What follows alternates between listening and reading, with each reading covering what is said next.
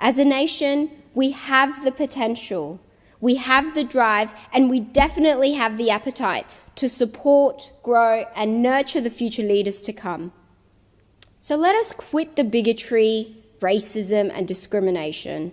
Australia is way beyond that.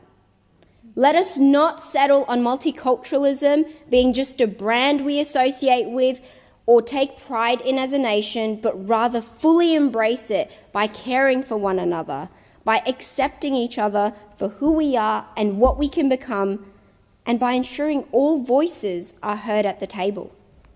It is time to love, care, and respect one another. It is time to unite, not break away and divide. It is time to use our diversity as our strength and seek wisdom in our differences.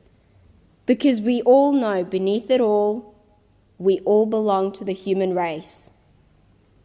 I'll finish by sharing the poem by Saъdී Širozī called Bani Adam, which translates to Children of Adam, a truly timeless piece that my late father would always recite to me in Dari.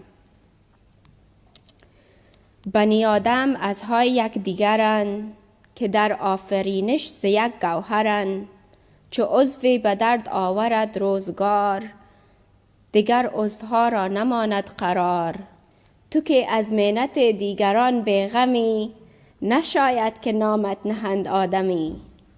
Which translates to, human beings are members of a whole, in creation of one essence and soul.